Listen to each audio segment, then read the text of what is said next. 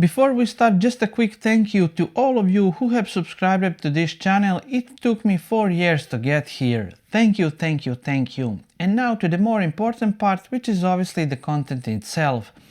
Over the years, my team and I have been responsible for protecting thousands of different Windows machines against malware, ransomware, and many other cyber threats. Based on this knowledge, I want to share how would I personally protect a modern gaming PC without actually sacrificing PC's performance to security purposes instead of dedicating it for the games themselves. I'm a gamer myself, and I do know that how much we gamers appreciate to dedicate this performance to the games instead of wasting it on some random antivirus protection and hoping that it will keep our PC clean from malware. Without further ado, this is tip number 1. Tip number 1 is probably something I will personally do to every possible Windows operating system I will be responsible of, and that is that Windows is used with a standard user account for a daily usage.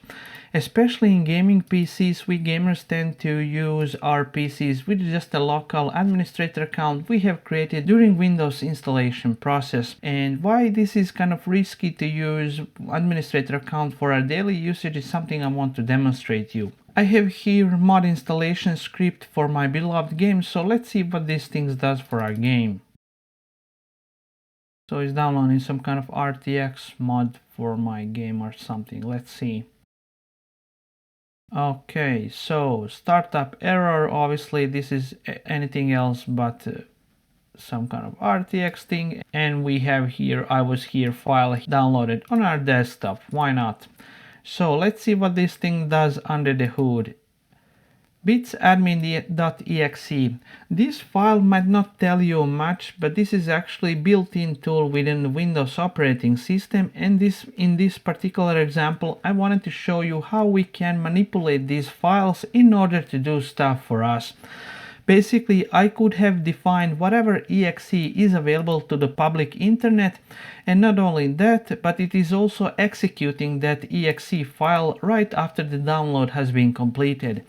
This is a good example why threat actors are also manipulating these built-in tools in Windows systems in order to bypass many security protections, because a lot of these antivirus protections whatsoever wouldn't actually trigger any alerts because these files are built-in tools in Windows. Why should we consider them as malware, right?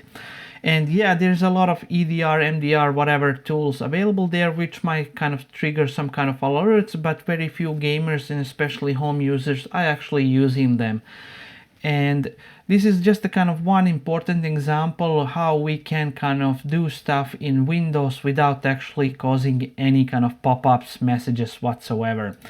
So another example is going to Windows folder. Here's software distribution, download, and let's see, can I delete this file? And it's gone within seconds. This is also a great example how we can delete stuff from Windows folder, which is obviously important for Windows functionality, with our administrator account without actually doing anything else. This is kind of just one of the examples what malware can also do. And to mitigate these kind of things, what can happen here and there without you even actually knowing what's going on, let's create a separate account in this Windows. I'm gonna scroll here, other users, and add an account.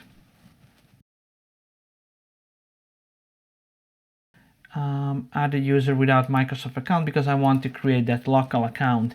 For this account name, I recommend you not to use any kind of admin, administrator whatsoever name, because we want to force threat actors to dig these information separately for themselves. It's not impossible, but definitely one extra step for them to work on. So I'm gonna use Masteros, like Masteros, and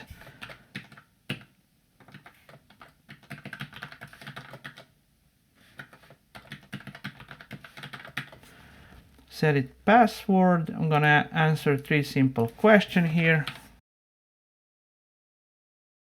And we can see that I have created a separate account, which is local account, and by default it is set as a standard user, but we want it to be an administrator because this particular account will be the one we will be using whenever we want to make a change in our Windows operating system.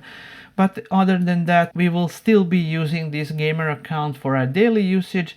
We will only kind of drop it from the administrator to the standard user so that we can still continue to use it. We will have all the icons, themes, whatever settings we have set up with it over time just in place, so we don't need to get rid of that account, which is obviously good and saves a lot of time for us, of course.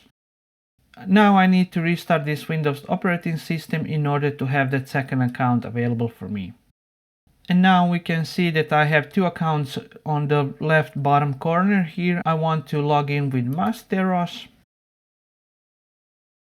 And I need to answer these questions. And we are in as Masteros, as you can see. So the next task is to drop the gamer account from administrator to a standard user, because we don't want it to be an administrator in the future, and that this is our kind of daily account for games and whatever we tend to use with our PC.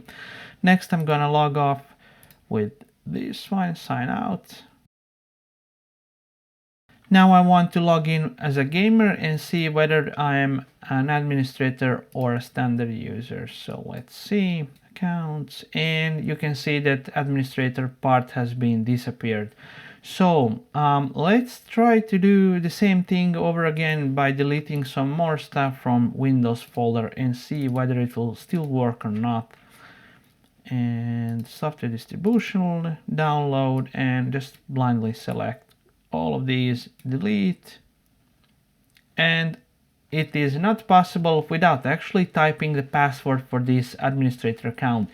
You can see here that even if malware tries to remove these files, obviously you will need to give that malware a separate permission in order to do so. Yeah, there are some exploits here and there whatsoever, but nevertheless it's still kind of a bit more harder compared to just blindly running everything as an administrator. Another important thing would be to make sure that user account setting is set to the maximum. Click on Start, UAC. We need obviously administrator password, because as you can see I'm not allowed to make such changes as a standard user, which is obviously a great thing because all we can do with an administrator account, obviously malware can do as well. And it is set to the maximum. This is great because whenever somebody tries to do some kind of system related changes in our Windows operating system, we will get that UAC pop-up where we can define whether we want to allow that action or not. And yes, as UAC is also possible to be bypassed by using certain techniques, nevertheless it's still worth having on the maximum setting. Tip number 2 is Applocker. Applocker can be found in Windows by clicking on a Start button or search bar and typing secpol, security policy. We need to run this as an administrator because we're a standard user. And then we need to navigate to Application Control Policies, and here it is, Applocker. Applocker is basically quite old tool in Windows operating systems. It allows us to define what kind of software we can run and cannot run in our operating system. And instead of going that antivirus path where we are constantly downloading the updates in order to keep up with the very latest malware, in Applocker we can do it in a little bit different way. We will be basically allowing the software we are running on a daily basis or having in our Windows operating system and blocking the rest. So this means that whenever that new unknown malware gets developed sometimes in the future, it will most likely fail in our Windows operating system because we have never been allowed that malware to run on our machine separately, and therefore it will most likely fail or just be blocked. So in order to kind of show you how this Applocker works, it uses one single service here in Windows, and that is this application identity, and you want to make sure that this service is set to run as an automatic, because we want to run it all the time whenever Windows operating system has been started. I will write a command here in the description of this video so you can change it with that guide, because obviously we are not allowed to do that even though I'm an administrator here. Nevertheless, you just know that the only kind of thing Applocker is running in your machine is this single Windows service. So it is not wasting a lot of resources. We can see here, obviously it's extremely light. And how Applocker works is that we have these 4 set of different rules, where the first one is executable rules. We can define the default rules here, and I'm briefly gonna explain you what these rules are doing.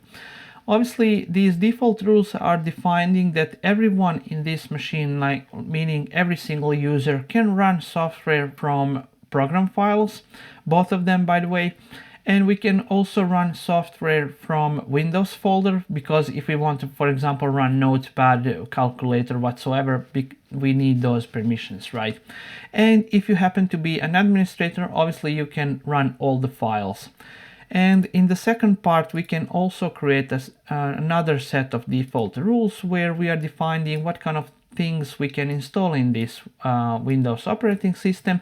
And the first rule defines that we are allowed to run digitally signed installation files. What digitally signed file means that, for example, this NVIDIA driver here, we can locate by going to properties, digitally signatures, and we can see that this file here is signed with the NVIDIA certificate. And obviously a lot of these companies are having these personal certificates for their software, and these certificates can be manipulated in order to sign malware. We have seen a couple of occasions at NVIDIA and Microsoft, but nevertheless those things are kind of triggered quite quickly and mitigated as well. So I would still kind of trust in these certificates, what we can see here. And obviously NVIDIA and many other companies definitely do not want you to sign whatever software you have with their certificates. And we can also create a new set of rules for scripts as well, create default rule sets. And the fourth set of rules is related to Microsoft Store and these modern Microsoft apps, where we are defining that everyone can run all signed packages, apps whatsoever. So in case something slips in the Microsoft Store, if it has not been signed, obviously it will be blocked by default. And regardless of us having a lot of these rules set right here, Applocker is not doing right now anything, no matter are we defining whether it should be blocked or not. The reason for that is that we need to separately actually enable these rule sets in order to use them. And as we can see here, by default they are enforced right away, but we don't want to do that, because in case we are not having a perfect set of rules for our gaming PC, we want to work on them for a while before enforcing that rules. So instead of enforce rules, let's use audit only. What audit only does is it tells us whether that certain applications we are running would be blocked or not, whether these enforced rules had been set on. And how can we know that? We need to open Windows event log. Here we can run it as a standard user because we won't do any changes. We're just kind of reading the logs, applications and services logs, Microsoft, Windows, and here is Applocker. Same 4 sets of rules as we can see here. So we can see that obviously Applocker is already writing stuff here, so we know that it is in use here, and nothing special here as of now. So let's basically configure these things to audit only and see what happens. This is great because audit only should be run for maybe 1 week, 2 weeks. Then you can see what kind of applications and things you are using in your machine. You can create rule sets around them, and after that enforce these rules without actually facing any any errors or software not running properly or whatsoever. Yes, there might be some occasions in the future where something is not working and you're not entirely sure whether that thing will be blocked by Applocker or not, but you can also of course dig into these logs and see whether that has been happening. I'm gonna briefly show you how this works, so no worries. And next we are gonna create a couple of rule sets. So let's say I have a NVIDIA GPU in my PC and I want to make sure that all NVIDIA software is allowed to run on this PC, including the drivers themselves. So let me create a rule set for that, create new rule. Next, obviously I want to allow it. Everyone can run NVIDIA software on this PC, publisher. And we need a reference file. This file can be an already installed application or some installation package as well. My desktop is empty because I'm an administrator and the desktop in the background is that standard user. That's the case. I need to navigate there, gamer, desktop, and we can see that I have this NVIDIA driver here. This is already dated driver, but nevertheless.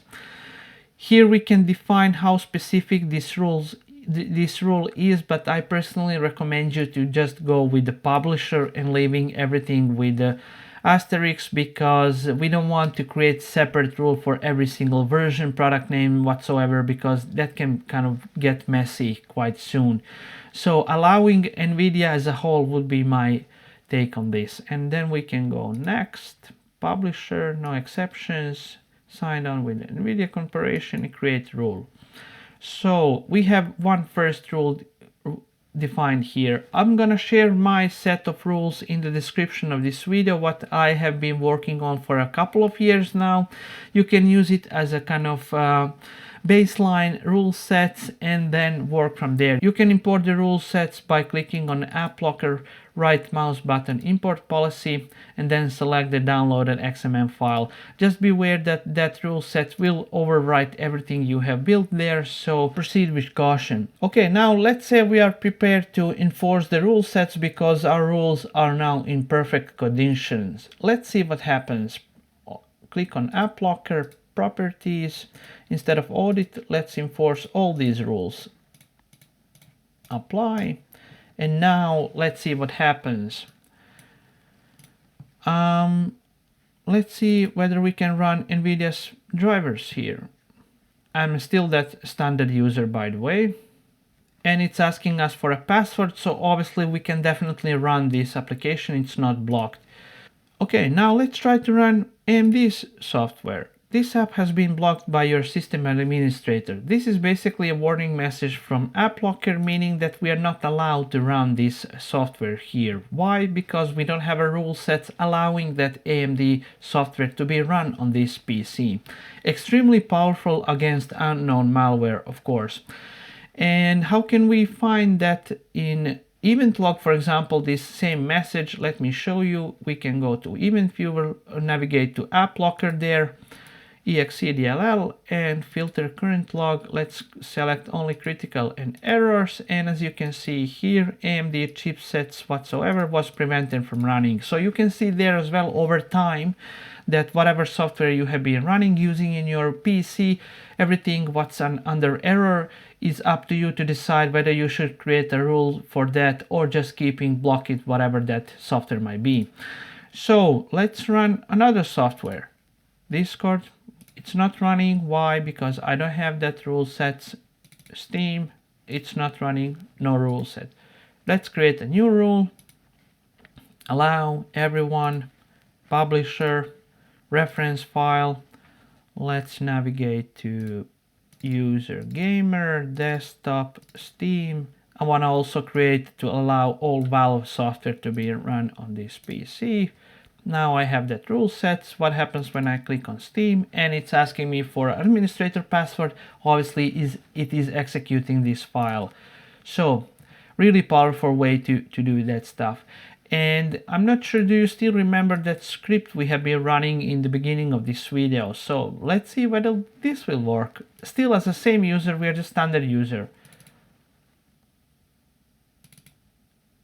Okay, I'm trying to run it all the time. What happens? Nothing, no files here, no pop-ups, no downloads whatsoever. Can we check our logs?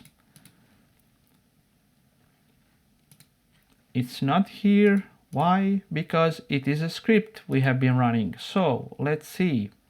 Month installation bat was prevented from running. Why it is? No rule set for that. And this is also extremely powerful against these shady scripts which are trying to do things in our machine without us even knowing. And when I'm done with policies in Applocker, I personally would back the policies up by clicking the right mouse button on Applocker, export policy, Applocker policy, save it somewhere, and you can use it in the future as well in case you need to reinstall your Windows machine whatsoever.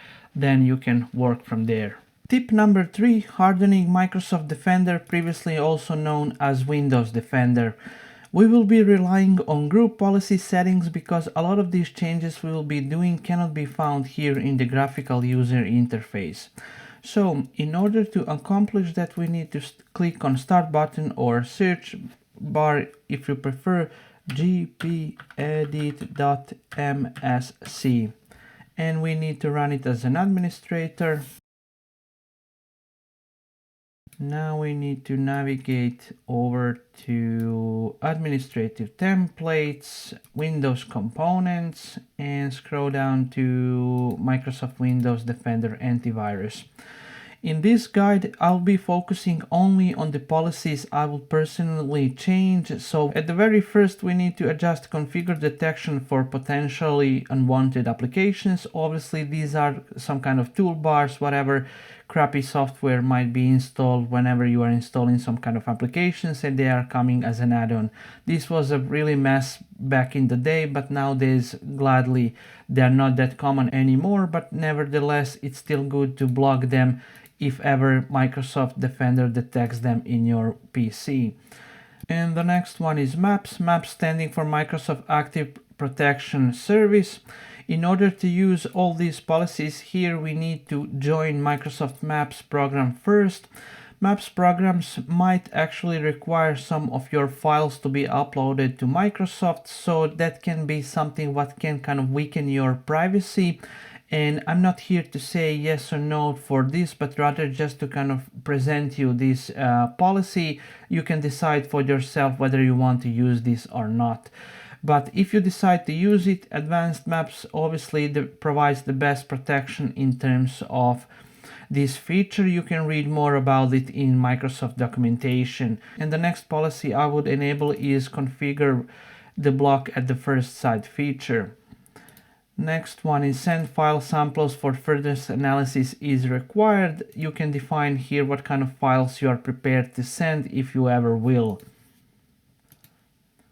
Next one, let's go to Microsoft Defender Exploit Guard, Attack Surface Reduction, configure Attack Surface Reduction rules. In this policy, we can define certain actions what some kind of applications like Adobe Reader, Office software, whatsoever can do in order to weaken your security. So we can kind of force Microsoft Defender to take some action had it detected some kind of suspicious action. I will leave a link in the description of this video where you can find all these values in terms if you want to add them all for yourself. And of course you can read about this in Microsoft documentations as well.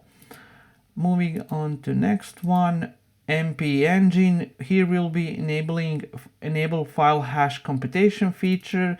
This will make Microsoft Defender, should I say, a little bit smarter in terms of keeping up the book of file hashes, so it has a better picture which files had been changed over time and which didn't. That can also be helpful in some situation. Configure extended cloud check. This is a kind of useful feature in my opinion because the default time is set to 10 seconds. What this does is that whenever Microsoft Defender detects some kind of threat in your PC, if the file is kept in the cloud for 10 seconds, obviously that might not be enough in order to detect potential malware within that file. So we can use this as maximum of 50 seconds where the file will be sitting in the cloud for 50 seconds and obviously it will be checked for that time period. So the recommendation is to use the maximum available time, but of course you can decide for yourself for this as well. Select cloud protection level. This is something what can also be crucial in terms of Microsoft Defender detection rate. I'm personally using high plus blocking level. I didn't had any issues with it, and of course this doesn't mean that you might not face some kind of false positives. Zero tolerance means, as stated here in the documentation, that it will basically block all the unknown executables, and you might also face a lot of kind of false positives if you want to go up to, should I say, 11 in terms of this. Next one I would personally change is quarantine, where we can define how long the files are kept in quarantine.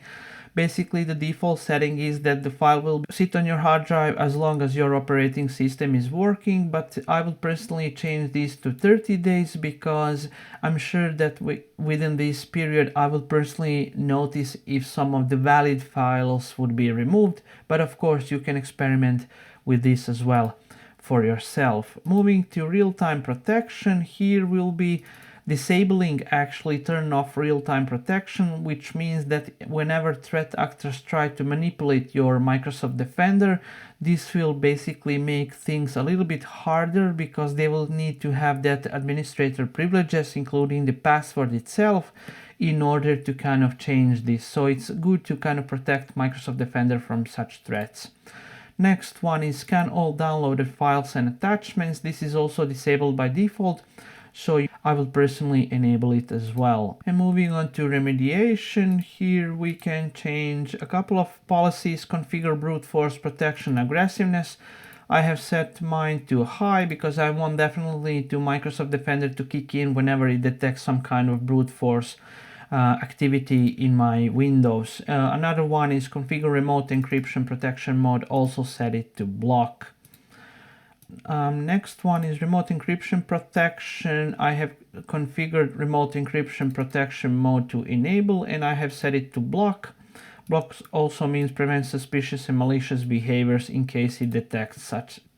Reporting. At scan, I will personally change this first one, check for the latest virus and spyware security intelligence before running a scheduled scan. As name states, this can improve detection rate in terms of some zero-day malware whatsoever. So I have set it as an enabled. Next one, security intelligence updates. I have changed a couple of policies. The first one is define the number of days before spyware security intelligence is considered out of date. I have set mine to 2 days. I think the default one is set to 7 days, so of course you can experiment for yourself. The next one is define the number of days before virus security intelligence is considered out of date. I have also set mine to 2 days, and the default is set to 7 days. I think 2 days should be enough because more often than not there should be some updates available within 2 days. Next one is allow security intelligence updates from Microsoft Update. This is to me very useful feature as well in case malware or threat actors try to manipulate Microsoft Defender's updates servers, so we have this as a backup. I think that this can definitely be useful in some situations. And the second last one is specify the interval to check the security intelligence updates. I have set mine to 4 hours, but you can also kind of experiment with this in terms of how long you are gaming or your PC, and you definitely don't want Microsoft Defender to keep updating itself pretty much like every hour. And the last policy here is the check for the latest virus and spyware security intelligence on startup. Of course means that whenever we start our Windows machine, it will right away check for the latest updates. Can be useful in some situations as well. So this was quite fairly long video, and at the end I just want to remind you all that none of these settings and tools and protections will keep your PC perfectly safe against all possible cyber attacks and malware in the future as well. Unfortunately, in cybersecurity there are no silver bullets whatsoever, one single solution which will provide you a perfect protection. Nevertheless, had you set up all these protections on, I still believe that your PC should be a little bit safer compared to the default settings. I hope that this video has been useful for you. My name is Leo and I will see you in the next one. Bye bye.